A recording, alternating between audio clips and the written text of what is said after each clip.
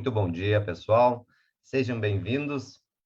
Essa é a nossa última edição do Bom Dia TI de 2021, é a edição de número 125, no geral, e é uma satisfação a gente poder retornar aqui às nossas atividades, conversar com vocês sobre um tema que a gente já trouxe no final do ano passado, inclusive também com o Arthur, para que a gente possa entender um pouquinho mais como está o nosso ambiente macroeconômico, microeconômico, enfim, de forma como a economia impacta nos nossos negócios. Então, eu antecipo aqui o meu agradecimento ao Arthur, que se disponibilizou a conversar conosco nessa manhã sobre esse assunto. Rapidamente, quero também reforçar o nosso agradecimento para os nossos patrocinadores, a Algar, a Bitcom, a Agência Moça, e também os nossos patrocinadores de gestão, HDN Digital, e também ao Sicredi, que até o palestrante está nos cedendo hoje. Então, obrigado a todos sempre por essa parceria, né?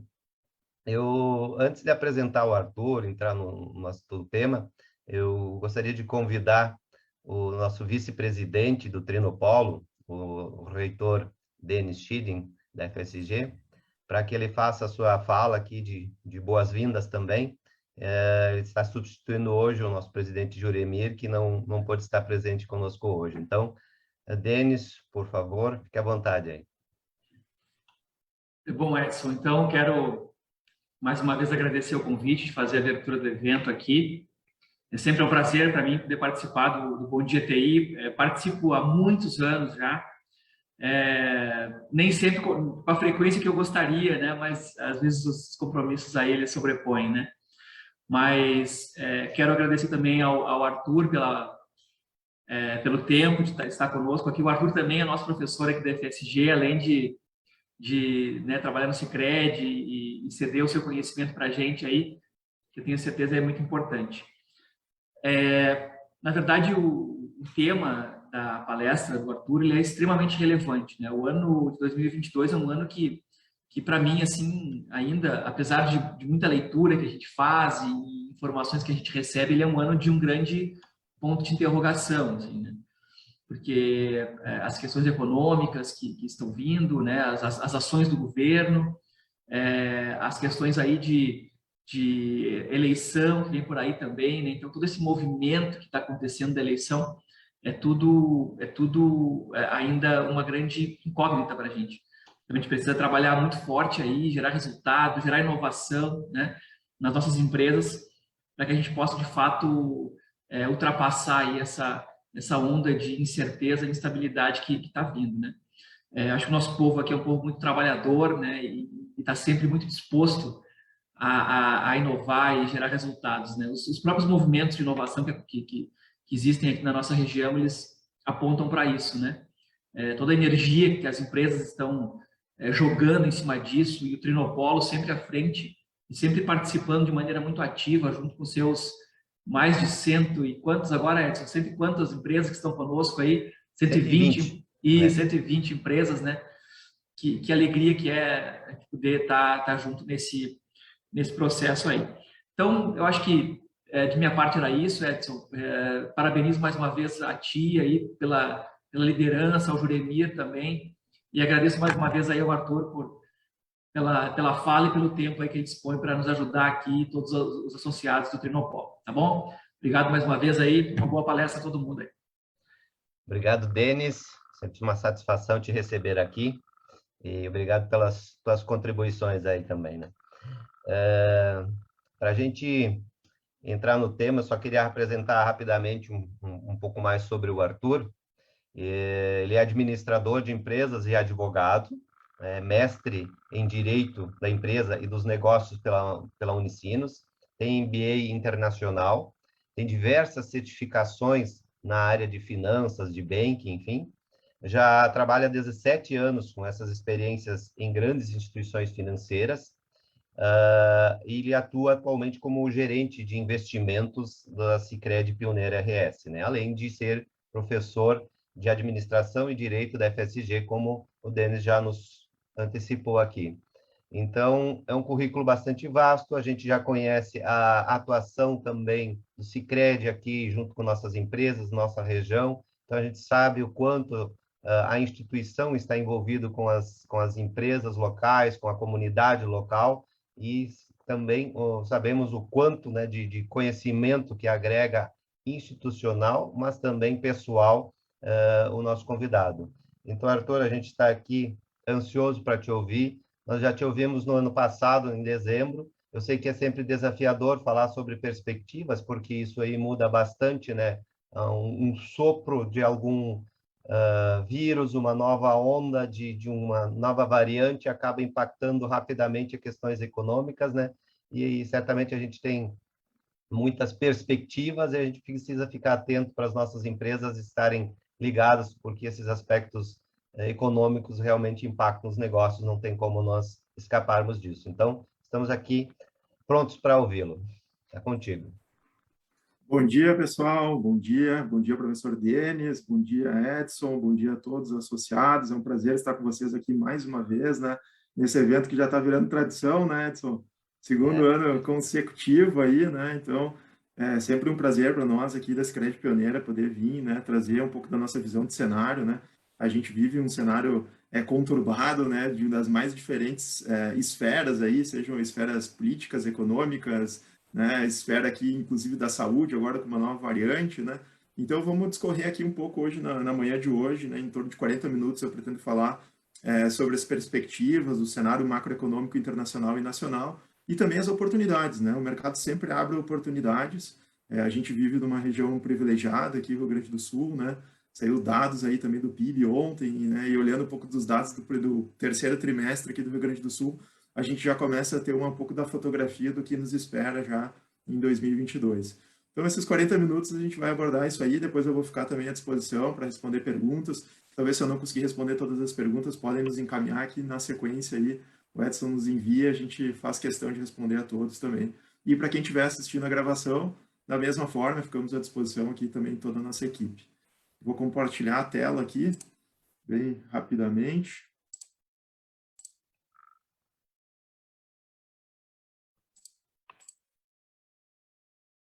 Vou botar no modo tela cheia aqui. Acredito que esteja ok, Edson, se puder me fazer um Sim, ok. Positivo. Aí, beleza, então. Então, vamos tratar de perspectivas econômicas e oportunidades de investimento 2022. Antes de começar falando das perspectivas em si, né, e das oportunidades, não posso deixar de falar um pouco sobre do Sicredi. Sicredi, né, é importante salientar, né, talvez nem todos conheçam, mas o Sicredi tem presença nacional, né, então hoje a gente está presente nos principais estados do Brasil, com cobertura praticamente nacional, alguns estados aí do norte e do sudeste, que a gente ainda está em fase de expansão de agências, né, mas com agências programadas a serem abertas nos próximos meses, né. Hoje o Sicredi está posicionado entre as maiores instituições financeiras do Brasil, a gente tem mais de 192 bilhões em ativos totais, né, são mais de 5 milhões de associados, isso que nos coloca aí entre as maiores instituições financeiras cooperativas do Brasil, se não a maior em número de associados. São mais de 2.000 agências, então tu pode ter certeza que tu vai viajar o Brasil inteiro, tu vai encontrar uma agência do Sicredi para te atender com a mesma qualidade, né, que a gente tem aqui com a nossa atuação local. Falando de atuação local, né, eu trabalho aqui, então, na nossa superintendência em Nova Petrópolis, a gente é responsável por uma área que compreende 21 municípios, né, a gente fala que é a bota dentro do Rio Grande do Sul, né, parece uma bota aqui da Itália, né, é uma região riquíssima, é quase a Europa brasileira, a gente gosta de brincar, né, então pega a região aqui do turismo, Gramado, Canela, região da Serra, né, e também a região dos Sinos, Novo Hamburgo e São Leopoldo, né, as principais cidades aí da nossa região.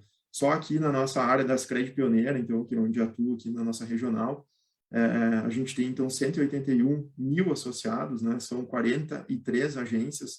A gente está com plano de expansão aí para mais agências no ano que vem. A gente acredita que vai chegar em 50 agências. Hoje, em Caxias do Sul, a gente é a maior rede, né, de instituições financeiras aqui da cidade, né? E a gente se encaminha para ser também dessa própria região, né? Alguns municípios, inclusive, a gente é a única instituição financeira do município. E isso acaba, né, gerando emprego, renda, desenvolvimento local, que é o nosso grande objetivo, né, que é construir comunidades melhores. Olhando para a nossa região também, a gente é uma das maiores cooperativas do sistema Sicredi, que é formado por mais de 100 cooperativas, só 108 cooperativas, né? e a gente tem aí administra um total de recursos de quase 8 bilhões de reais, né, é o que a gente administra aqui na nossa região. Entrando um pouco dentro do cenário já e panorama econômico, né, tem 5 fatores que estão hoje influenciando, então, o panorama macroeconômico nacional e internacional. Né? O primeiro grande fator, que é esse na esquerda aqui, que eu trago a imagem, né, do Powell, que é o presidente do Federal Reserve, que é o Banco Central americano, né? A gente tem um cenário, então, dos Estados Unidos, que lá no início de 2020, quando começou a pandemia, reduziu a taxa de juros a basicamente zero, né? E criou estímulos aí para desenvolver a sua economia, para tentar enfrentar a crise do Covid, injetando, né, recursos na casa de 120 bilhões de dólares, que é o que os Estados Unidos injeta de recursos na economia por mês. Os Estados Unidos agora, né, frente a um cenário inflacionário que tem aparecido não só aqui no Brasil, mas no mundo inteiro, Estados Unidos já começa a sinalizar, né, a retirada desses estímulos e começa também a sinalizar uma alta de juros lá para meados, né, o mercado já imagina aqui meados, né, do ano que vem.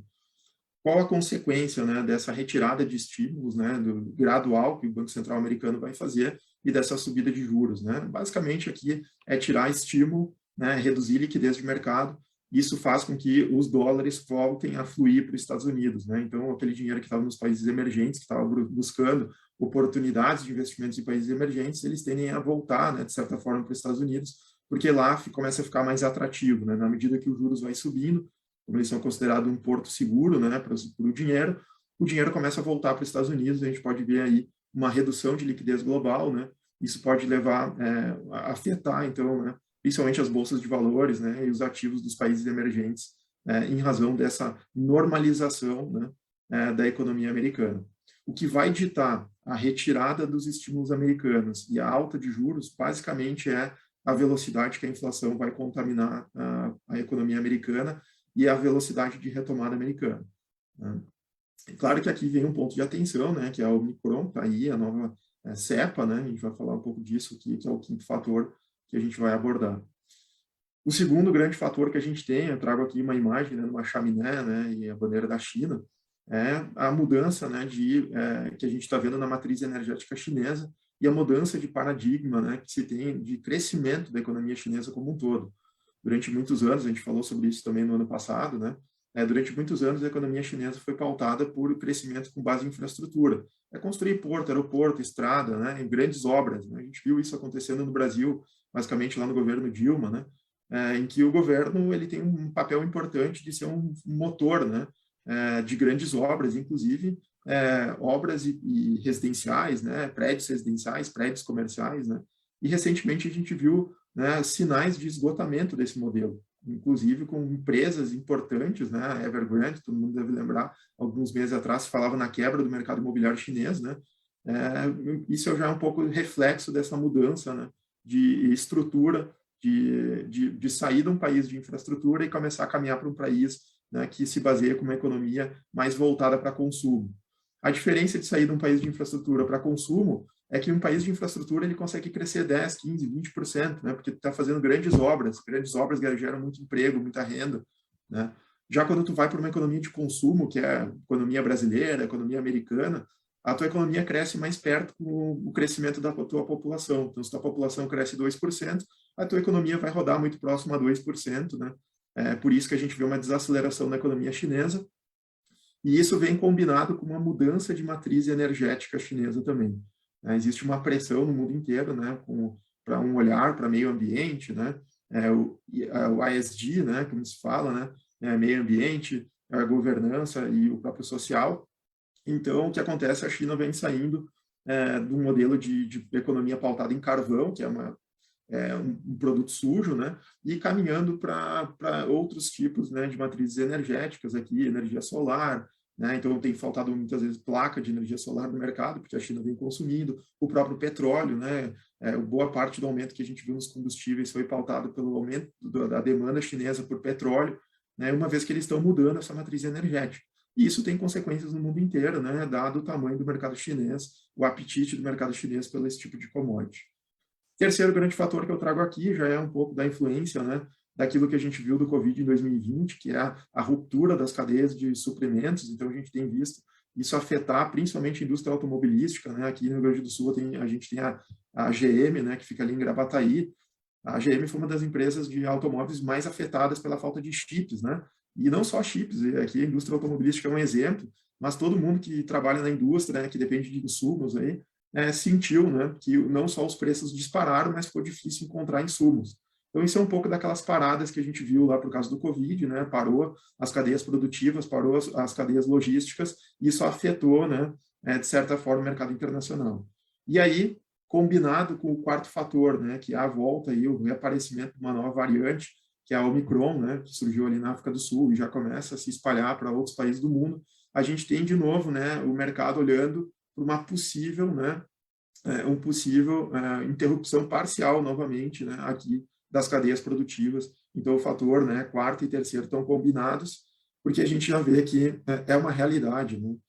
As viagens internacionais, muitos países já restringiram viagens internacionais, alguns já têm colocado alguns tipos de restrições, então isso começa a afetar, de certa forma, as cadeias produtivas, pode levar, né, a uma persistente inflação, né, uma vez que começa a faltar alguns tipos de produtos, alguns tipos de insumos, dados essas combinações de fatores aqui. E no meio de tudo isso, a gente tem um quinto fator, que é a inflação, né?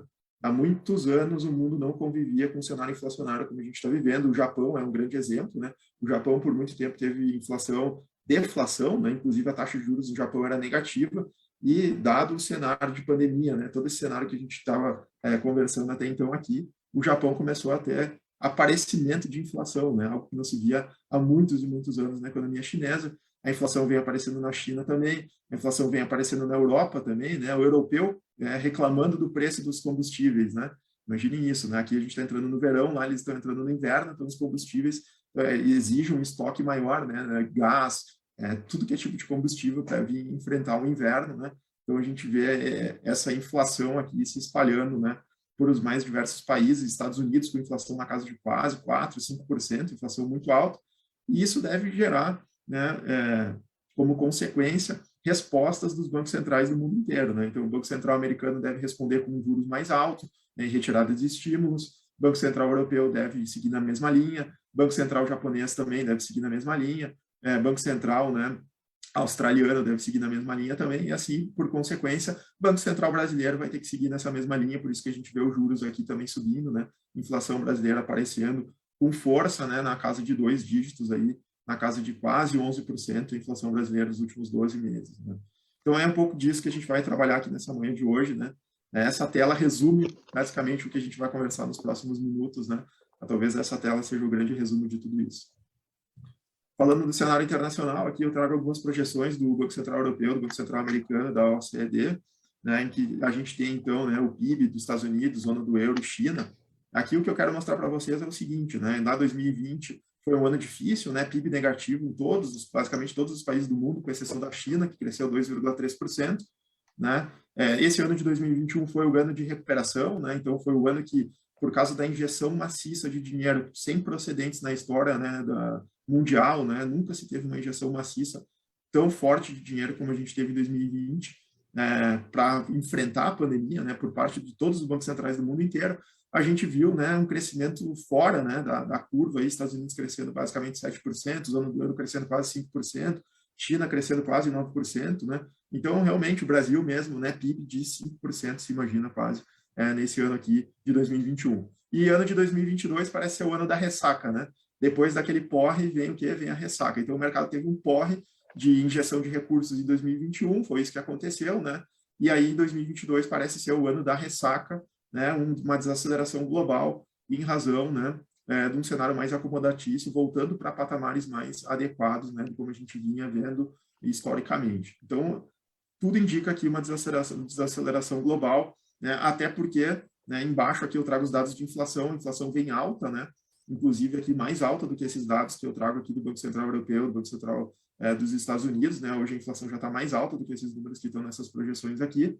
Então, o que deve trazer é uma taxa de juros mais alta. E taxa de juros mais alta, ela é restritiva, né? Ela acaba desacelerando a economia global. Isso deve levar a uma desaceleração, então, a nível internacional, dado que essas são as maiores economias do mundo, e elas puxam o crescimento dos demais países, né? Resumindo, assim, basicamente o cenário internacional, a gente vê, né, que o número em si de Covid, ele está reduzindo em nível global, né? E na medida, né, que esse número vem reduzindo, o mercado vem retirando aqui esse risco adicional do cenário de Covid. É claro que a nova variante, ela é muito recente, surgiu aí há poucas semanas, pouco se entende ainda os impactos, né? E pelo que dá para entender, né, é uma cepa que tem mais transmissibilidade, mas não tem mais mortalidade.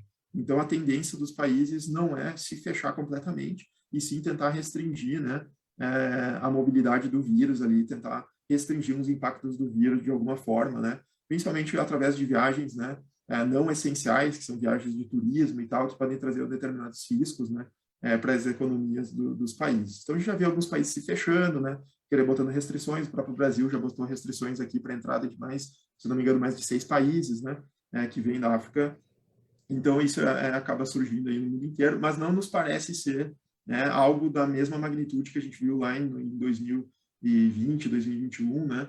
Não parece ser algo da mesma magnitude, até porque agora a gente já compreende mais um pouco de como funciona o vírus e de como que a gente pode combater isso, né, com as ferramentas que a economia nos permite.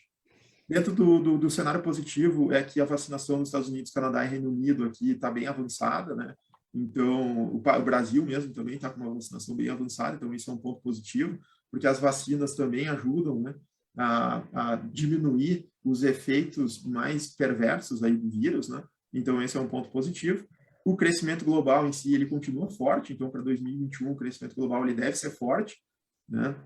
Principalmente aqui olhando, né, para a economia do quarto trimestre, né, com essa abertura mais ampla, que o primeiro setor que voltou foi o setor, né, da indústria, depois a gente viu o setor de comércio e, por fim, a gente está vendo o setor de serviços. Então, tem toda a volta do setor de serviços, que tem uma interação social maior para acontecer, e isso vem puxando também as economias mundiais, né, o setor de serviços vem tendo uma parcela bem importante nessa retomada econômica aqui pós-Covid. A inflação, ela vem surpreendendo para cima, esse talvez é um ponto bem negativo, né, que a gente vê da perspectiva internacional, então vem surpreendendo todos os países para cima, né, parece ser uma inflação persistente, dado o cenário das cadeias produtivas que devem continuar ainda com dificuldades, né, a gente vai ver talvez uma normalização lá pelo meados de 2022, e alimentos devem continuar com inflação alta também, né, com preços altos, commodities teve um certo alívio por parte do petróleo nas últimas semanas, mas ainda assim é um cenário, né, inflacionário persistente e que deve ser combatido com taxa de juros mais alta por parte dos bancos centrais, né, na medida que se precisa controlar os efeitos da inflação. E valorização de commodities, então já dei spoiler aqui, né, a gente acredita que deve continuar a valorização de commodities, principalmente de alimentos. A grande dúvida é petróleo e commodities minerais, né, que envolve aí minério de ferro e tal.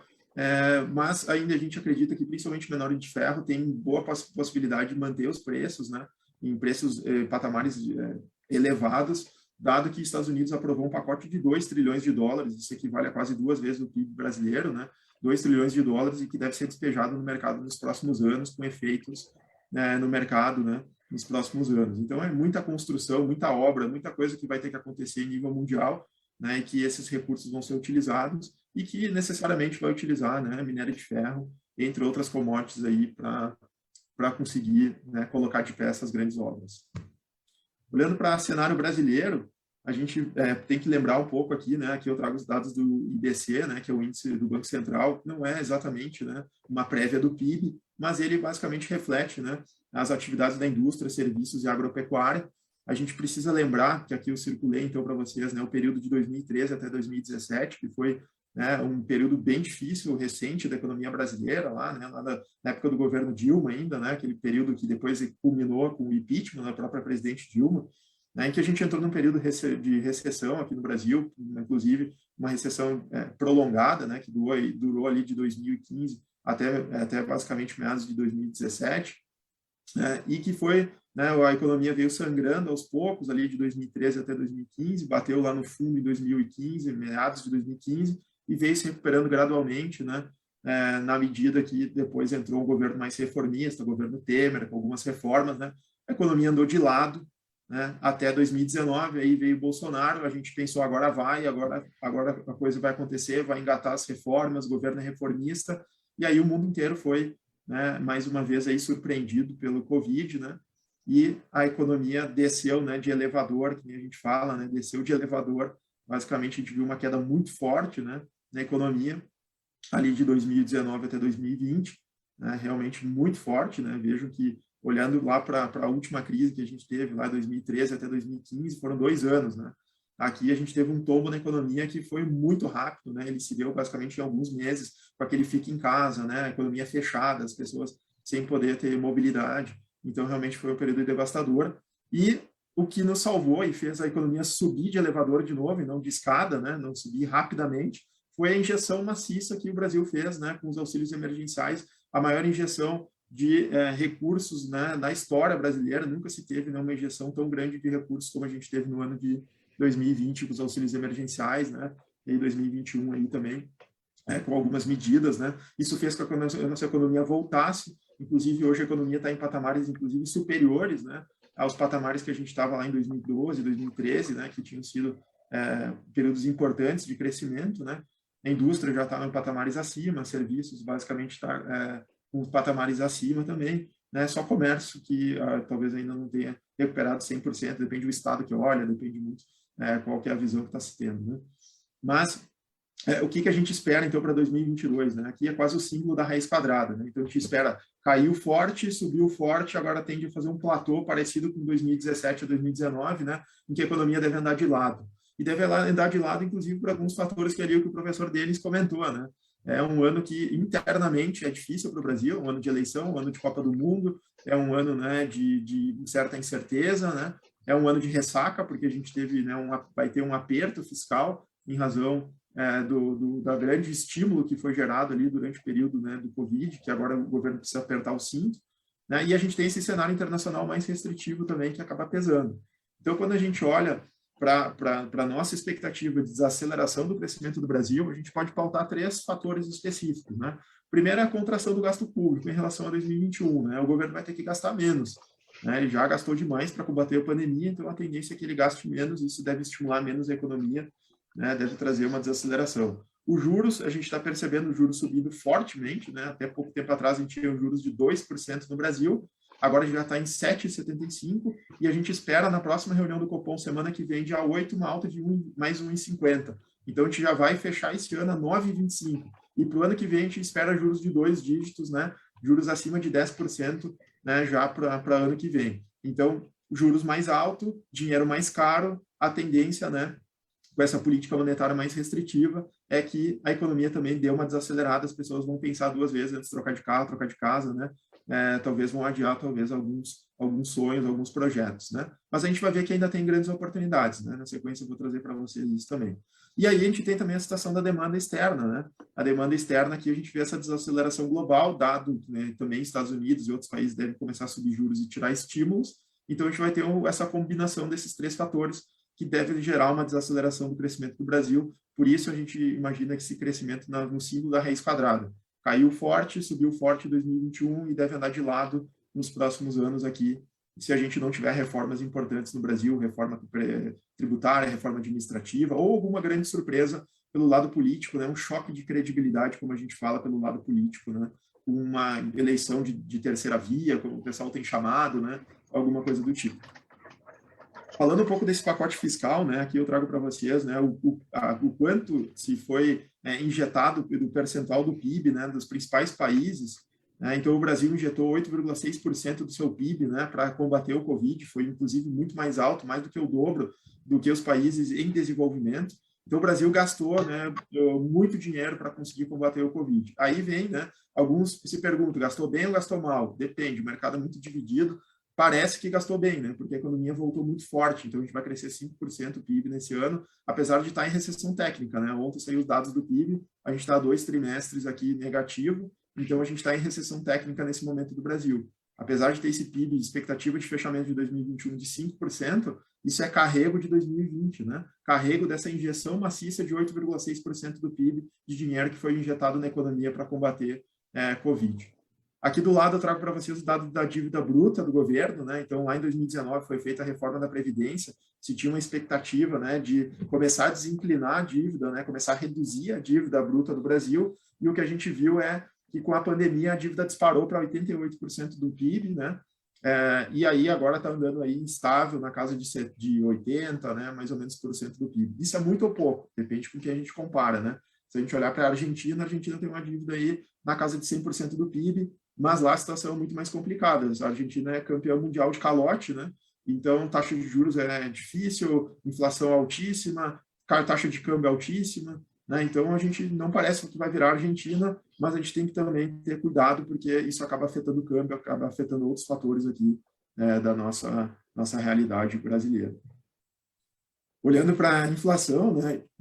Aqui eu trago dados de inflação, e a gente tem um cenário um pouco parecido também com o de 2015, né, em que a inflação bateu o topo lá na casa de 10%, 11%, né, em 2015, que a gente estava vivendo, então, aquele momento, né, que injeção maciça de dinheiro do governo da Dilma, né, que virou a chamada pedalada fiscal, né, muitas obras acontecendo, várias coisas acontecendo no Brasil, os preços das coisas dispararam, né, e aí, depois disso, né, o Brasil entrou basicamente numa recessão porque os juros teve que subir, né. Aqui nessa época, lá em 2015, 2016, os juros bateu 14,25%, o Banco Central teve que puxar o freio de mão da economia para tentar trazer, né, a inflação para níveis menores. E aí a gente vem vivendo com uma inflação, né, abaixo da meta de 2016 até 2020, que a gente viveu um cenário ali andando com a economia de lado, né?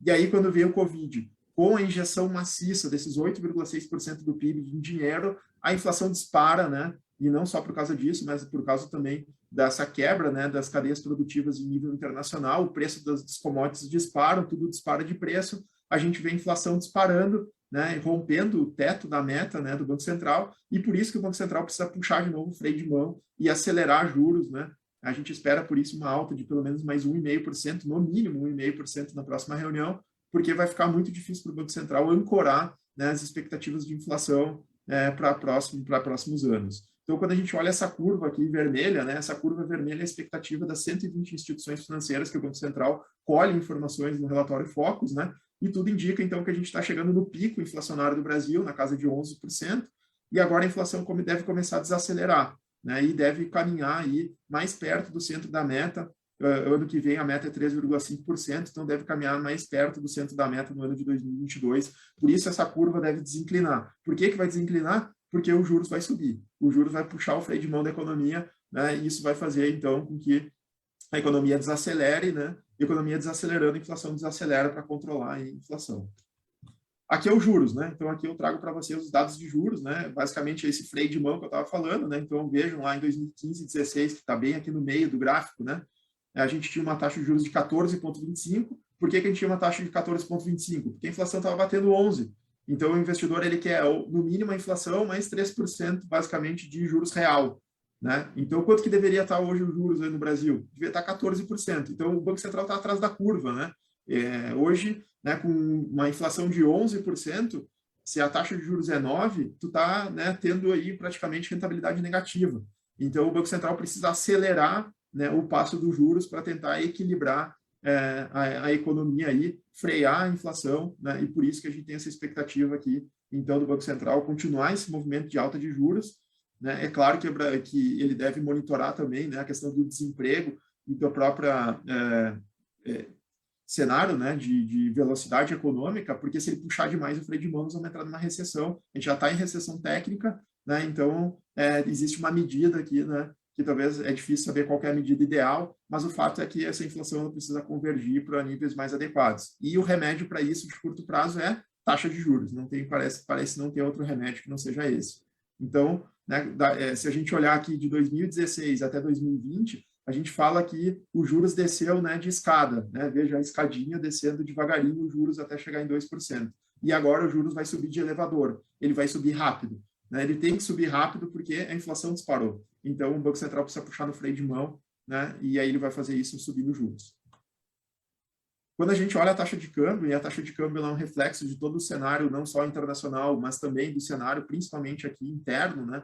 A gente vê que o câmbio mudou de patamar em algumas vezes na história recente aqui brasileira, né? De 2011 a 2014, a gente tinha um câmbio na casa de 2 até 3 reais por dólar, né? Quando o Brasil começa a gastar dinheiro demais, né? Que é aquele momento ali no governo Dilma, que o Brasil abre a torneira, como se fala fiscal, né? Começa a impulsionar a economia com dinheiro governamental, a taxa de câmbio dispara, né? Vai até R$ 4 por dólar, porque o investidor estrangeiro começa a ficar desconfiado se o Brasil vai ter capacidade para cobrir, né, a sua dívida, né? E aí, quando começa, né, um cenário de recessão, começa a vir, né, as reformas brasileiras ali de 2017, 18, 19, né, com a troca, com o impeachment, né, da presidente Dilma, o câmbio ele começa a ficar um pouco mais tranquilo, né, mas ainda assim ele não volta para aquele patamar de 2011, 12, 13, né, ele fica num patamar mais próximo de R$4 por dólar, né. A gente tem aí um novo choque daí em 2019, então, com o Covid, né, que dispara o nosso câmbio, e o câmbio muda de patamar de novo, ele vai para 5, para 6, né, entre 5 e 6 reais por dólar, né, esse é o novo patamar de câmbio. Então, se tiver alguma coisa próxima a 5, né, reais por dólar, parece que ser um bom momento de compra. Se tiver mais próximo de 6 reais por dólar, parece um bom momento de venda, né, a gente está vendo esse câmbio rodando entre 5 e 6, e parece ser muito difícil ele voltar para a banda entre 4, né, muito difícil, a não ser que a gente tenha um choque de credibilidade positiva, né, talvez um governo reformista chegando por aí, com grandes reformas, privatizações, né? Talvez a gente tenha aí um choque de credibilidade positiva, né, que faça com que o nosso câmbio recue. Fora isso, o nosso viés hoje de câmbio é para cima, né? Então a gente está acreditando em um câmbio na casa de 5,80, seria um câmbio justo nesse momento, dado o risco fiscal, dado o risco global, dado esse cenário também de alta de juros global, né, que deve levar, né, a uma depreciação do nosso câmbio aqui também.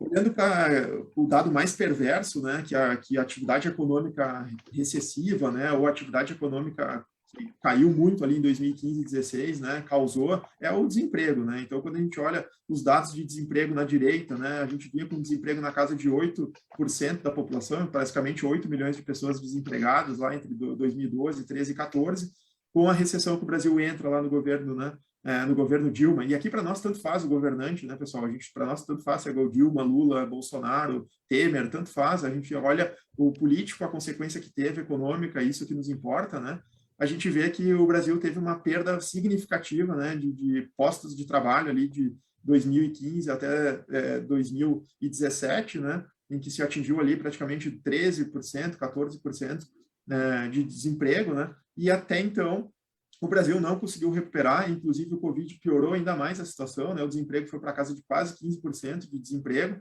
Os últimos dados parecem, né, ter uma certa melhora, né, nesse índice de desemprego, né? Parece ter uma certa melhora, né? Então, mostrou aí uma melhora um pouco no mercado de desemprego, mas a gente vê ainda muitas pessoas subocupadas, né? Então, esse número aqui não reflete completamente a realidade. Se a gente considerar as pessoas que estão subocupadas, ou seja, aquela pessoa que teria capacidade de trabalhar 8 horas, mas está conseguindo só trabalhar 4 porque não acha outras oportunidades no mercado, talvez o desemprego aqui estaria na casa de 20%, 21%. Então, é um cenário bem desafiador para uma retomada econômica, na medida que as pessoas talvez não tenham confiança, né, confiança aí nos dados, né, da economia. Talvez tenha alguém com o microfone aberto aí, pessoal, se alguém puder verificar. Eu estou escutando o ruído aqui, não sei se é só para mim. Agradeço, obrigado. Então, aqui, né, os dados de desemprego, esse é um ponto de atenção, porque a economia tem 3 formas de estimular ela, né? Um é gastos governamentais, a gente já viu que o Brasil gastou demais, então tem que puxar o cinto, né? Não tem muito espaço para gastos governamentais nesse momento, né? Tanto que, vejam, foi aprovado o auxílio emergencial, está à discussão a PEC, para conseguir gerar orçamento para isso, e o valor é R$400. É muito diferente daqueles 1.200, praticamente, que a gente tinha de auxílio emergencial lá antes, né? Além disso, né, a gente tem investimento estrangeiro também parece ser difícil, dado o cenário internacional, então a gente deve ver um cenário mais desafiador para o investimento estrangeiro no ano que vem, né? Porque o investidor estrangeiro olha para a taxa de câmbio, né? Ele vai investir aqui, ele vai trazer dólares para investir em reais. Se o real se valorizou 30%, ele tem que ter, para zerar, ele tem que ter 30% de rentabilidade no projeto que ele botou o dinheiro dele. Senão ele não consegue nem zerar o investimento, porque ele tem um efeito câmbio, né? Ele vai ter que transformar isso em dólares de novo. Então, é um problema para o investimento estrangeiro se a gente não tiver estabilidade cambial. E, pelo lado do consumo, o desemprego alto limita, né, a ação das pessoas, né, naquilo que envolve o consumo, né? Então, isso acaba limitando as decisões de investimento das pessoas. Então, é um cenário bem desafiador, né? Mas qual que é a grande oportunidade, né? Quando a gente olha para custo de crédito, e ano passado eu lembro que a gente fez esse momento aqui, eu falei, né?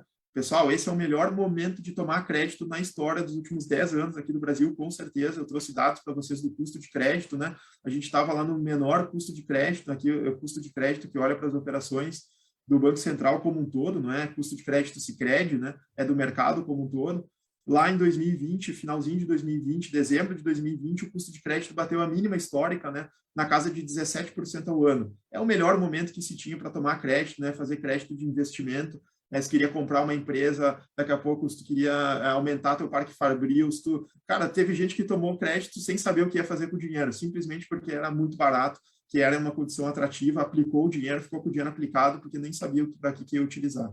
Né? E se a gente olhar, né, o custo de crédito ele vem subindo porque os juros vêm subindo, mas ainda assim ele está num patamar muito interessante, né? Ainda em patamares menores, mais baixos do que os patamares de 2012, 13 e 14. Então ainda dá tempo, né? A gente vem falando aqui que ainda, para quem quer trocar de casa, carro, quer fazer um investimento na sua empresa, quer tomar dinheiro para ficar preparado para oportunidades que vão surgir, ainda dá tempo, ainda está interessante tomar crédito, né? O custo de crédito ainda está atrativo. Porque vejam, lá em 2015 e 2016, o custo de crédito disparou para 23%, né? Porque a taxa de juros estava em 14,25%. Então, como a gente vai caminhar para uma taxa de juros de mais de 10% no ano que vem, o que vai acontecer é que esse custo de crédito deve subir, né, na casa de 20, 25, talvez por cento, vai depender muito de como vai estar o risco de mercado. Então, vai ficar mais caro tomar crédito para quem esperar. O momento é agora de tomar crédito, né, porque vai ficar mais caro. E quando a gente olha as concessões nos dizem a mesma coisa, que as concessões das instituições financeiras de recursos livres, né, e recursos livres são aqueles que não têm repasse de BNDES, né, não tem repasse de recursos governamentais, né? Então, o que a gente tem visto é uma aceleração de crédito. Por quê? Porque as empresas estão vendo oportunidade, né? É momento de tomar crédito barato ainda, porque ano que vem vai ficar mais caro. Então, essa é a grande oportunidade aqui para quem está olhando para investimento, né? Na sua empresa, no seu negócio, está querendo trocar de carro, casa, parece ainda ser um bom momento para fazer isso. Resumindo o cenário brasileiro, e aqui já me encaminhando quase para o final da minha fala, né?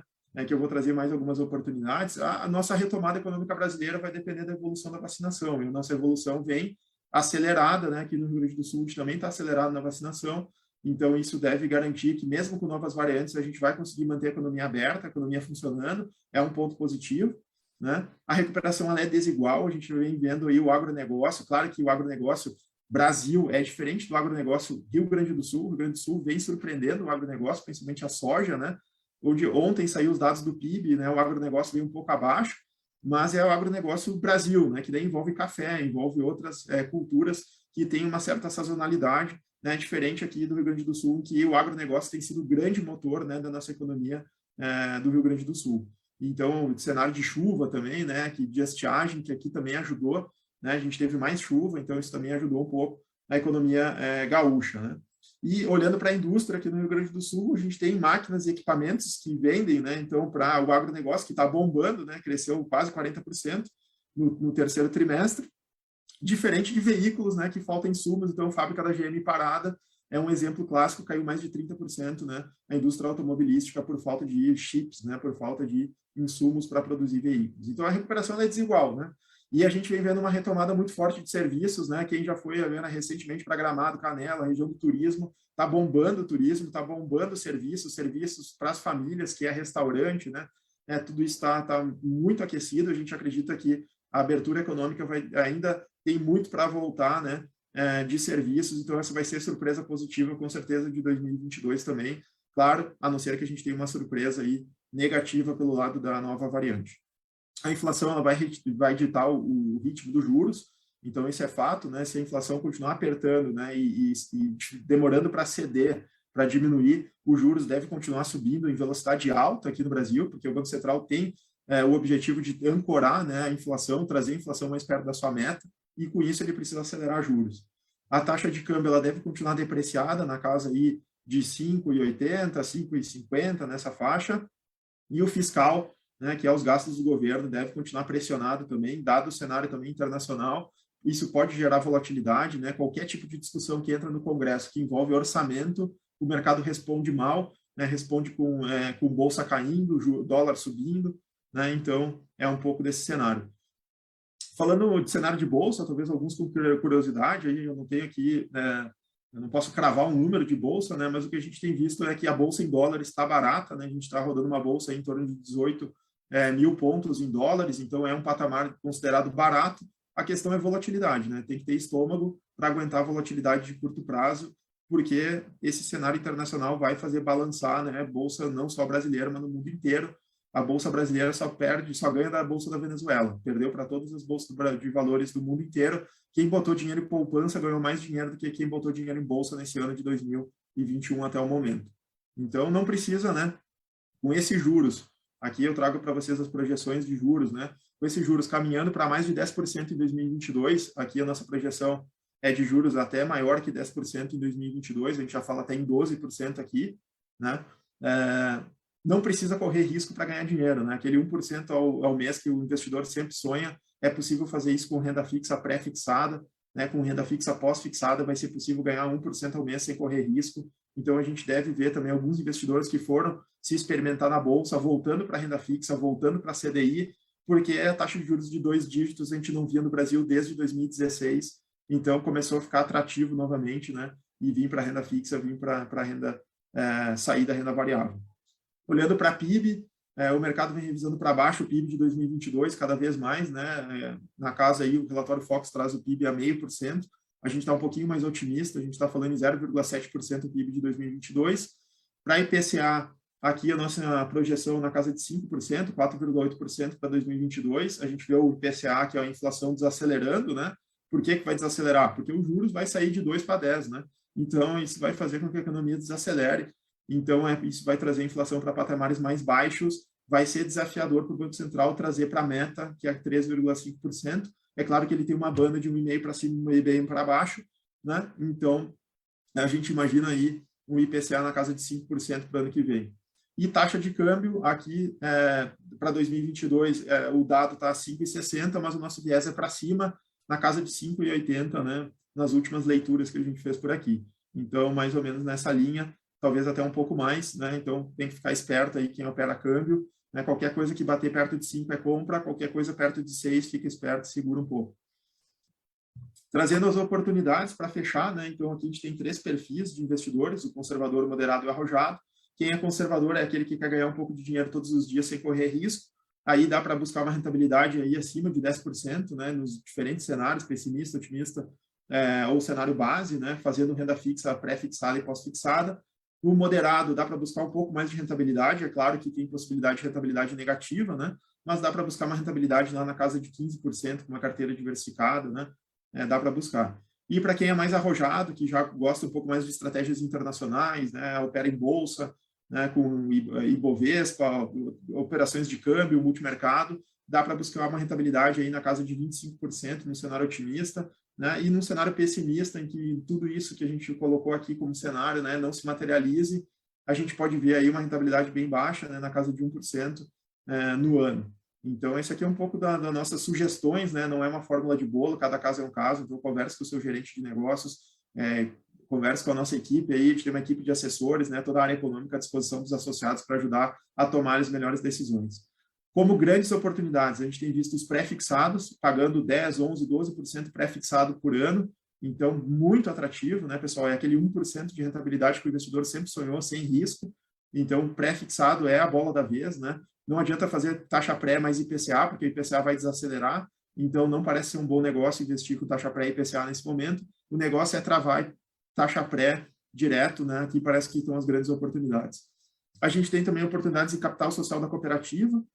Então, o capital social da cooperativa, né, a tua parcela de sócio dentro da cooperativa, a gente remunera 90% da taxa Selic no capital social e tu ainda participa da distribuição de resultados da cooperativa, né? Então, a gente, ano passado, distribuiu 25 milhões para os associados, então é uma forma de ter um investimento, né, sendo sócio da cooperativa também, com uma rentabilidade bem interessante.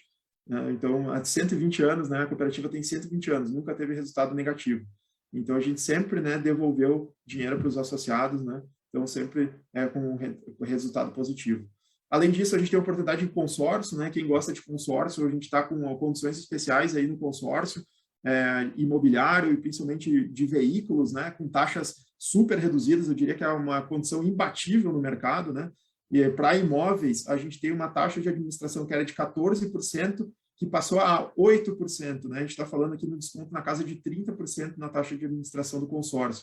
8%, né? É muito barato. Pensa que os juros vai a 9,25%, né? Ao ano, tu vai pagar 8% para um crédito imobiliário de 180 meses, é dinheiro de graça, né? O melhor negócio que tem hoje em consórcio, né? A gente não conhece nenhuma outra instituição que tem uma taxa de 8% para consórcio, né? Então, para quem está pensando em trocar de imóvel, está pensando em planejamento, uma compra programada de futuro, né? Consórcio é bem atrativo nesse momento. Essa condição vai até finalzinho de dezembro, então eu converso com o seu gerente também. E, além disso, né, automóveis também, a gente saiu de uma taxa de administração de 12 para 8, né? A gente viu outras instituições fazendo promoções aí de 10% a menos de taxa de administração. A gente está aí com uma condição, né? Uma condição de 20% a 30%, né, menor na taxa de administração. Para automóvel, 60 meses, a gente tem 5% de taxa de administração, desconto de 30% nos consórcios. Então, é sensacional, né, para quem está pensando, não tem proposta melhor que essa. E o mercado vem falando muito em cashback, né? E aí eu digo aqui que ninguém sabe fazer cashback melhor do que nós. A gente faz cashback há 120 anos, né? A gente tem 5 tipos diferentes de cashback na cooperativa, né? 5 tipos diferentes. Então a gente pergunta ao associado, vocês têm cashback? A gente pergunta qual que tu quer, né? Porque a gente tem cashback, distribuição de resultados da cooperativa uma vez por ano, distribuição de juros ao capital uma vez por ano. A gente tem recompensas cartões Sicredi, né, que pagam a cada 10 mil pontos, devolve R$300 de crédito na tua fatura. A gente tem o Juntos, que é o nosso programa de fidelidade. Para cada solução que tu usa da cooperativa, tu ganha 1 ponto, e tu pode trocar, né, por experiências aqui na nossa área de atuação. 1 ponto equivale a R$1. E a gente ainda tem, né, os redutores de cesta de relacionamento, ou seja, só paga a tarifa de conta quem quer, né? Porque se eu fizer um plano de capital social, tiver investimento, ninguém paga a cesta de relacionamento aqui no Sicredi. Então, é bem interessante, né? Conversa com o seu gerente também, que tem aí possibilidade de 5 cashbacks diferentes, né? Ninguém sabe fazer melhor do que nós, 120 anos fazendo cashback no Brasil. Para finalizar, falar um pouquinho da nossa área de gestão aqui de recursos, né? Então, a nossa asset hoje está entre as 8 maiores do Brasil. A gente é a 8ª maior gestora de renda fixa, tem vasta experiência, né, com gestão de recursos dos associados, 56 bilhões só em fundos de investimento, é o que a gente faz gestão. Além disso, a gente é reconhecido aí pelas principais agências de risco mundial, né, a Standard & Poor's, a Moody's e a Fitch, com um grau de risco, né, do melhor que existe, que é o AAA pela S&P. Então, considerando aí as maiores instituições financeiras brasileiras, a gente se coloca no mesmo nível, né, em grau de solvência, em grau de solidez. Então, a gente é uma instituição altamente sólida, né, inclusive com rates globais, né, a única instituição financeira cooperativa do Brasil com rates globais e com rating pelas 3 principais agências de risco do mundo, né? Então, isso nos coloca num nível aí bem competitivo, né, com as principais instituições, com os grandes bancões, como a gente chama, né? E também aqui trago alguns prêmios, né, recentes que a gente tem aqui no Sicredi. A gente foi considerado aí pelo 7º ano consecutivo pela revista Exame entre as maiores e melhores instituições financeiras. A gente está no top 10 do Estadão e da Valor 1000. A gente é considerado pelo Banco Central entre as 5 instituições financeiras, entre 120, que mais acertam projeções econômicas no Brasil. Então, isso que eu estava trazendo para vocês aqui, né, não é mérito meu, é mérito da nossa área econômica, né, que está aí entre as 5 melhores do Brasil, considerando as mais de 120 instituições financeiras que fazem projeções, reconhecida pelo Banco Central no top 5 por 4 anos consecutivos, né? A gente fala que o cenário desafiador é difícil acertar 1 ano, imagina acertar 4 consecutivos, né? Então, não é sorte, é muito trabalho, é muita transpiração da área econômica aqui. Já dou aqui também os parabéns por toda a equipe aí que nos dá suporte aqui na área de investimentos também, né? Toda a equipe de assessores, né? Toda a área econômica. E também, a gente é considerado ainda uma das maiores cooperativas do mundo e a gente só está começando o negócio aqui há 120 anos, a gente só está começando cooperativismo do Brasil. Com certeza, a gente está para ser aí entre as 10 maiores cooperativas do mundo, com certeza, nos próximos anos. Nos perguntam que tamanho que o Sicredi vai ter, a gente responde o tamanho que os associados quiserem dar para ele, né? Então, a medida é os associados que fazem o nosso tamanho e é isso que é bacana aqui no Sicredi. E, por fim, o nosso grande propósito, por que a gente está aqui, né, é construir comunidades melhores, esse é o nosso grande propósito, né? É gerar emprego, renda, desenvolvimento local, é o dinheiro ficar aqui, circular aqui. Então, bem interessante. A gente também colocou de pé recentemente o produto Sicredi Invest Automático, que é aquele teu dinheiro que está parado na conta corrente, né? Tu tem possibilidade de botar teu dinheiro trabalhar, uma vez que a inflação está comendo dinheiro, né? A conta corrente é uma conta de pagamento e recebimento. Se está com o dinheiro parado lá, tu está perdendo dinheiro todos os dias. Então, a gente criou o Sicredi Invest Automático, e tem aplicação e resgate automático e remunera, né, até aí 85% do CDI. É uma rentabilidade bem atrativa, pensando que a poupança rende 70%, então rende mais que a poupança, a rentabilidade diária, né? Conversa com o seu gerente também, existe essa possibilidade de remunerar o recurso de curtíssimo prazo com uma rentabilidade bem atrativa. Então, pessoal, da minha parte é isso. Eu deixo para vocês aqui o QR Code também com o nosso grupo no Telegram. A gente tem um grupo no Telegram da área econômica, aqui, da área de investimentos, com relatórios, análises, né, e sugestões, recomendações de investimentos diárias. Então, é só escanear o QR Code aqui, acessar o nosso Telegram e acompanhar, né, todas as notícias, todas as informações em primeira mão. Né? É um grupo para associados, não associados, né, colaboradores. A gente tem um grupo aberto aí, que a gente lançou recentemente, já conta com mais de 300 participantes da nossa região, então bem interessante. Fico à disposição para perguntas aqui, Edson. Eu acho que me emocionei um pouco, né? Passei um pouco, eu falei que ia falar 40 minutos, falei um pouquinho mais, 45, basicamente. Vou tirar a apresentação aqui para a gente ficar mais à vontade. Com certeza é porque o tema realmente é instigante e a gente ficou aqui muito absorvido também pela tua apresentação, já te parabenizando mesmo, até recebi algumas mensagens aqui te parabenizando também, né? A dinâmica que você conseguiu dar para essa apresentação e a quantidade de informações e a consistência delas na apresentação realmente é agradável até de ouvir. Normalmente, os assuntos econômicos, eles são bastante densos, às vezes a gente não tem isso no dia a dia, né? Da mesma forma como você como um economista, enfim, né? Mas, de qualquer forma, ficou bastante claro, ficou até bom de ouvir mesmo, né? Então, te agradecemos por isso, né? O pessoal aqui mandando palminhas aí para ti, te agradecendo, tá? Eu tenho uma pergunta, até aqui não temos perguntas aqui do público, mas aproveitando esses 2 minutinhos que a gente tem aqui, eu queria que você deixasse um pouquinho mais claro para a gente, né? Você fala uma expectativa de crescimento do PIB em torno aí de 5%, 4,5%, 5% e tal, para esse ano, né? Mas, ao mesmo tempo, então, ontem notícias, estamos tecnicamente em recessão. Esclarece aqui para a gente por que estamos em recessão e expectativa de crescimento de PIB, né? Perfeito, ótima pergunta, né? Essa é a pergunta que boa parte do mercado vem se fazendo, né? Mas quando a gente olha os dados do PIB, né, desse ano de 2021, a gente vê o que está puxando para cima é o primeiro trimestre. E o primeiro trimestre é a consequência de 2020 ainda daquela injeção maciça que a gente teve, né? Aqueles 8,6% do PIB que foi injetado para combater o Covid. Então é um pouco do efeito ainda daquele dinheiro de 2020 que foi injetado e que respingou em 2021. Né? E aí por isso que a gente teve um primeiro trimestre tão bom, porque o auxílio emergencial estava rodando, as pessoas estavam com dinheiro, as pessoas estavam consumindo, né? Então esse dinheiro, a gente fala que é jogar dinheiro de helicóptero, né? É o que os Estados Unidos fez e o Brasil fez aqui também. Ele botou o dinheiro na mão das pessoas e as pessoas foram para consumo, né? Imagina, o Brasil é um país, infelizmente, que tem uma desigualdade muito grande. Então muitas pessoas pela primeira vez puderam comprar um botijão de gás, pela primeira vez puderam comprar arroz, feijão, né? Muitas pessoas que viviam na linha da miséria, que eram invisíveis para programas sociais, começaram a receber dinheiro. E essas pessoas foram, então, fazer o quê? Consumir, né? Consumir bens básicos. Tanto que a gente viu a inflação, né, de alimentos, gás de cozinha, coisas altamente básicas, tomate, né, arroz, feijão, né, tudo isso, né, subindo de preço fortemente porque entrou no mercado, né, uma parcela da população que até então não tinha acesso a recursos, né? Tanto que o Auxílio Brasil, que vem agora, ele acaba, né, sendo a Bolsa Família turbinado, porque ele acaba incluindo essa parcela de pessoas que foi inclusa pelo auxílio emergencial e que até então era invisível, né? Era invisível para as políticas públicas brasileiras. E aí o que a gente viu é esse resultado de primeiro trimestre que puxou muito forte, né, o PIB brasileiro de 2021, e aí a gente já começa a ver uma desaceleração no segundo trimestre de 2021, desaceleração, né, recessão no terceiro trimestre, né? E aí por isso que a gente está em recessão técnica nesse momento com dois trimestres, né, de PIB negativo.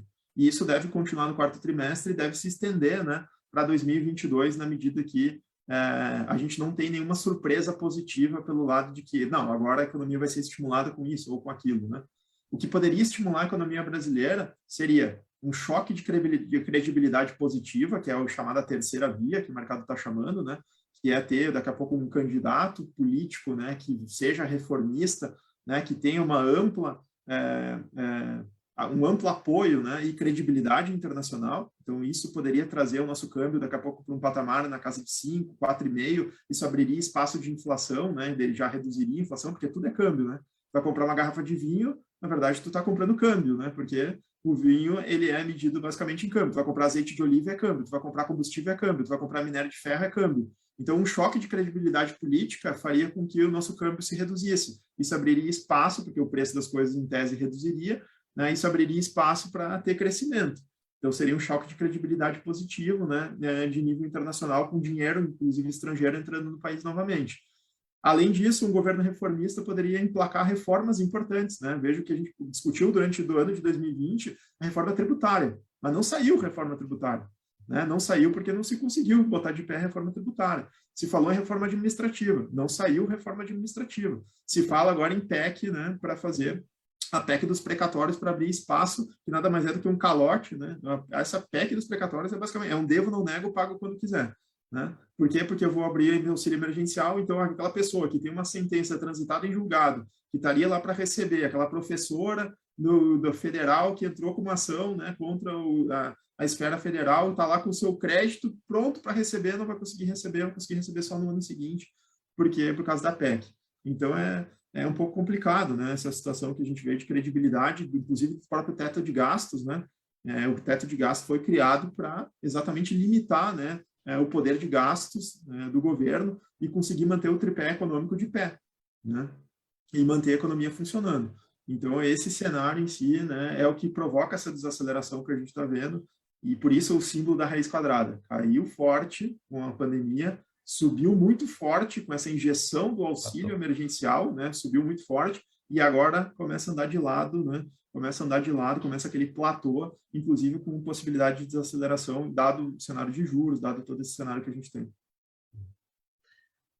Acredito que realmente, né, pela tua fala aqui, já dá para perceber que economia, política, elas vão andar muito juntas, né, em 2022, ainda mais no Brasil, que estamos vivendo essa polaridade muito forte, né, e acaba impactando justamente nas questões de credibilidade também externas, né, então, enfim, a gente teria aqui certamente uma manhã inteira para falar sobre esses assuntos, vários outros temas que poderiam ser levantados, poderíamos trazer algumas questões até para dentro das empresas, algumas questões bem mais locais, mais microeconômicas, enfim, né? Mas a gente acredita que o que foi proposto aqui nós conseguimos cumprir, nós estamos aqui às 10 horas, a gente tenta sempre manter esse horário, porque sabe que quem nos assiste, quem nos acompanha aqui, também tem compromissos sempre, agendas para depois desse horário, né? Então, nós vamos encerrando por aqui. Obviamente que o Arthur, quem está nos acompanhando, mesmo quem vai assistir depois também, né? Arthur é um contato muito próximo nosso, assim como todo o pessoal da Sicredi. Então, quem quiser fazer algum contato direto com o Arthur ou com outras pessoas, por favor, pode nos contatar pelo Trino também, que a gente faz o meio de campo aí para conversar com vocês. Então, novamente, Arthur, obrigado por ser tão didático, até pegar as palavras da Eliana, que ela coloca aqui no chat, né? Eu coloquei aqui, Edson, desculpa te interromper, eu vi que o Fernando perguntou aqui para voltar na tela de produtos, então eu fiz até melhor, botei o link direto aqui da análise de perfil, então ele só responde 3 perguntinhas, o sistema já vai dizer qual é o perfil, e se ele tiver interesse ali, ele só preenche o cadastro, se já for associado, já vai para o gerente de negócios dele, o gerente de negócios já entra em contato, ou se não for associado, vai o contato para alguém da equipe aqui para entrar em contato e conversar depois também sobre oportunidades de investimento ali. Só acessar o link. É isso aí. E aí, Fernando, lá tu disse que tu é associado do Trinopolo, que sempre tem algumas condições especiais, porque é o nosso apoiador também aqui do Sicredi, né? Ok? Fazendo jabá aqui, né? Para os nossos parceiros, para o nosso público e para os nossos associados, né? Eu vou disponibilizar a apresentação depois também, se alguém quiser, não tem nada que seja sigiloso aqui, depois eu te mando, Edson. Se tu quiser encaminhar também para o pessoal, pode ficar à vontade. Manda ela para mim, eu disponibilizo no site do Trinopolo, nós temos uma aba que é de publicações, a gente coloca ela lá, e também o vídeo ele vai ficar disponível no nosso site, provavelmente hoje de tarde já vai estar disponível, o do Facebook que também ficará disponível lá, enfim, né? Então, não faltarão oportunidades para rever essa apresentação, quem nos acompanhou, e também para indicar para outras pessoas, para acompanharem, enfim, para dar uma olhada nesses cenários e acompanhando e, principalmente, ir planejando a empresa de acordo com isso, né? Então, minha gente, novamente quero agradecer quem esteve presente conosco aqui pelo Zoom, quem nos acompanhou pelo Facebook, também a quem vai nos acompanhar posteriormente. Obrigado por prestigiarem, aproveitem bastante esse conteúdo muito rico, acho muito pertinente reassistir, porque a gente muitas vezes não consegue acompanhar tudo mesmo, né, da apresentação, né, para ir acompanhando esses cenários e principalmente, né, acompanhando a evolução da realização desses cenários. Então, muito obrigado a todos que estiveram conosco, obrigado, Arthur, por dar essa aula de economia para a gente, e agradeço também aos nossos patrocinadores esse ano, que a gente está fazendo aqui nosso último Bom Dia TI de 2021. Então, muito obrigado ao Algar Telecom, a Bitcom e também a Agência Moça, que nos acreditaram no nosso evento. Já são 125 edições, são 12 anos que a gente está atuando, cada primeira sexta-feira do mês trazendo conteúdo, e a gente espera que para o próximo ano a gente consiga voltar àquilo que são as origens do nosso Bom Dia TI, que é a intenção de trazer conteúdo, mas também de trazer a interação e o café da manhã. A gente quer muito voltar a fazer o café presencial para rever as pessoas e também fazer em outras regiões, justamente para promover essa integração, porque certamente todos estão com saudades de interagir um pouquinho. Pessoal, agradeço a todos, tenham um ótimo bom dia e um bom finalzinho de ano ainda, falta um mês, ainda dá para cumprir algumas metas aí, então. Se cuidem, até a próxima, então. Tchau, tchau.